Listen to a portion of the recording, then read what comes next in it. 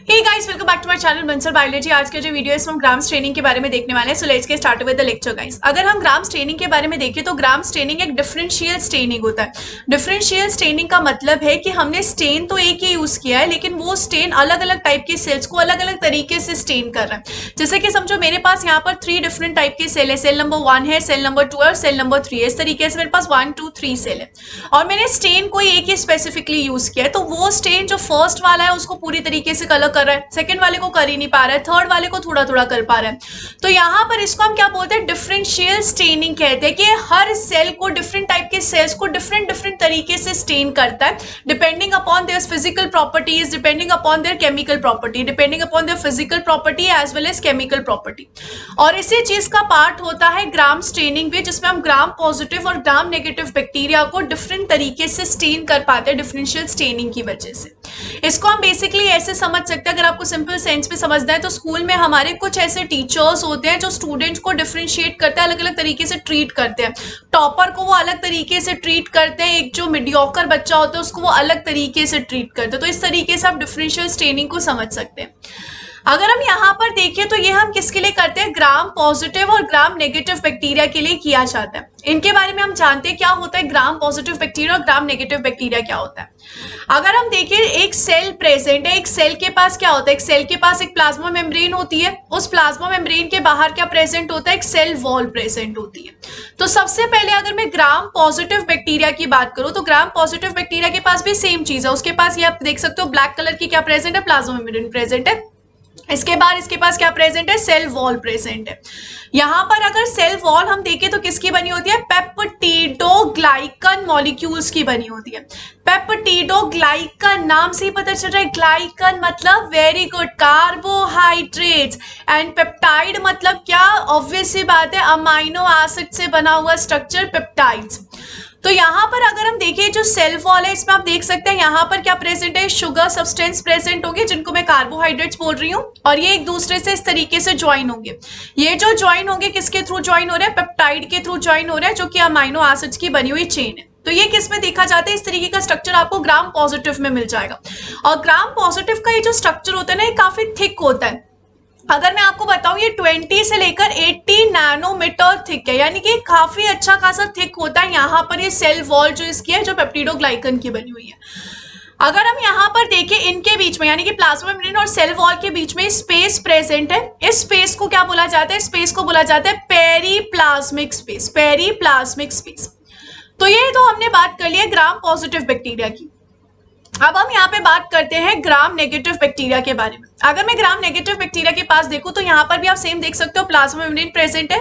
Plasma membrane के just बाहर क्या प्रेजेंट है, सेल वॉल प्रेजेंट है। ये सेल वॉल भी किसकी बनी हुई है, पेप्टिडोग्लाइकन की बनी हुई है, लेकिन आपको साइज देख के पता चल रहा होगा ये थोड़ी सी थिन है as compare to gram positive. ये थिन लग रही है मुझे। अगर मैं देखूं तो ये थोड़ी थिन नहीं होती, इनफैक्ट काफी थिन होती है, सिर्फ और सिर्फ 2 से लेकर 7 नैनोमीटर की होती है। वही ये कितने की थी, 20 से लेकर 80 नैनोमीटर की। कितना डिफरेंस है। इसके बाहर कहानी यहीं पे खत्म नहीं होती। इसके पास एक प्लाज्मा मेम्ब्रेन तो थी है ही है, इसके अलावा इसके पास एक आउटर मेम्ब्रेन भी प्रेजेंट होती है, यानी कि इसके पास दो मेम्ब्रेन है, सेल वॉल के एक तरफ ये और एक तरफ उस तरफ भी।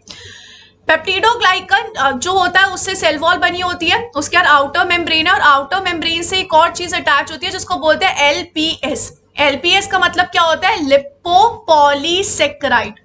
लिपोपॉलीसेक्राइड नाम से पता चल रहा है किस चीज के बने होंगे, वेरी गुड, लिपिड के बने होते हैं, प्लस किसके बने होंगे, कार्बोहाइड्रेट्स के बने होते हैं। तो इस तरीके से यहाँ पर ये 2 चीजों के बने होते हैं।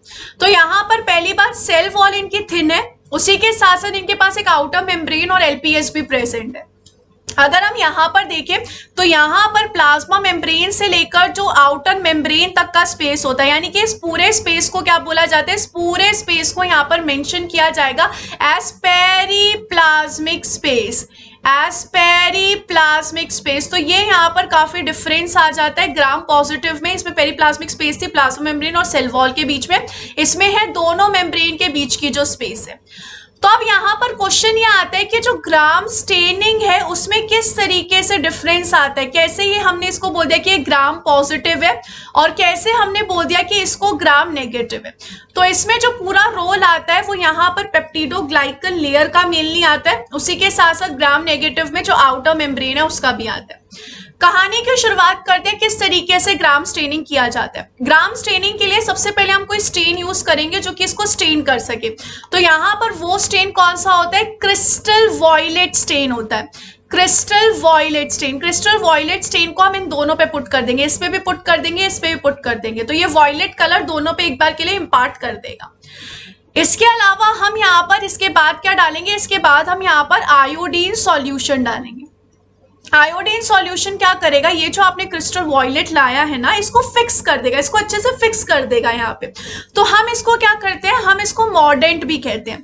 एक ऐसा सॉल्यूशन है जिसका काम होता है फिक्स कर देना जो भी आपने पहले स्टेन यूज किया था उसको। अब यहाँ पे ऑब्वियस सी बात है कि एक्स्ट्रा यहाँ पर प्रेजेंट होगा, स्टेन जो भी होगा अगर एक्स्ट्रा प्रेजेंट है तो हम यहाँ पर क्या करेंगे, उस एक्स्ट्रा वाले को तो रिमूव करेंगे ही करेंगे, उसी के साथ साथ हम डीकलराइज करने की भी कोशिश करेंगे, यानी कि जो अभी हमने क्रिस्टल वॉयलेट डाला था जिसकी वजह से कलर आया था वो हम हटाने की कोशिश करेंगे। तो अब इसके बाद मैं क्या ऐड करूंगी, यहाँ पे डीकलराइजर ऐड करूंगी जिसकी वजह से यहाँ पर जो मैंने स्टेन डाला है वो निकल जाए। अब यहाँ पर डीकलराइजर कौन होता है, यहाँ पर डीकलराइजर होता है इथाइल अल्कोहल, और इथाइल अल्कोहल के साथ साथ और कौन प्रेजेंट होता है, एसीटोन प्रेजेंट होता है, तो ये डीकलराइजर होते हैं।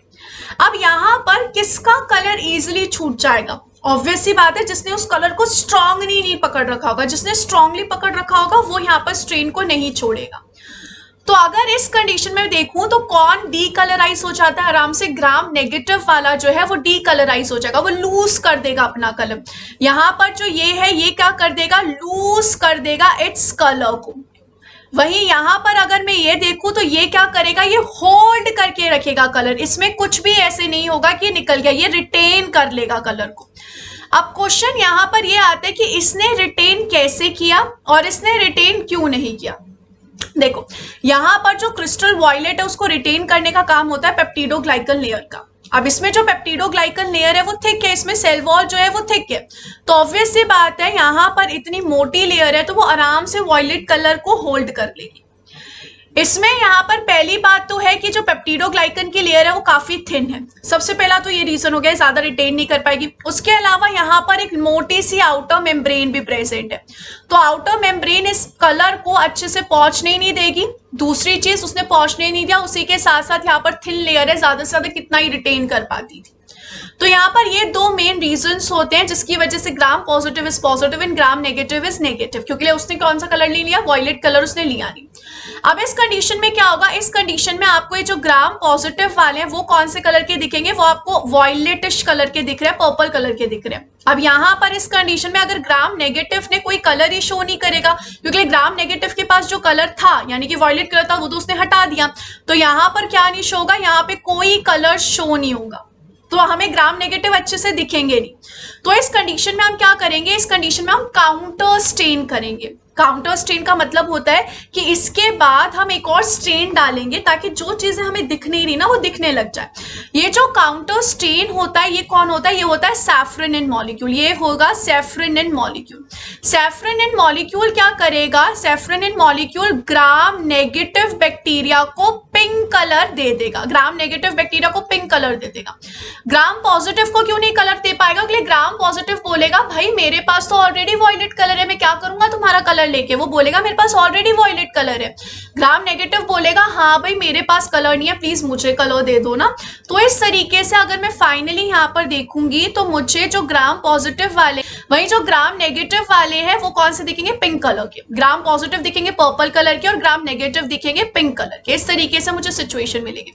ये कौन है, ये है ग्राम नेगेटिव, और ये कौन से है, ये है यहाँ पे ग्राम पॉजिटिव, ये है ग्राम पॉजिटिव। तो इस तरीके से गाइस ये ग्राम स्टेनिंग की जाती है।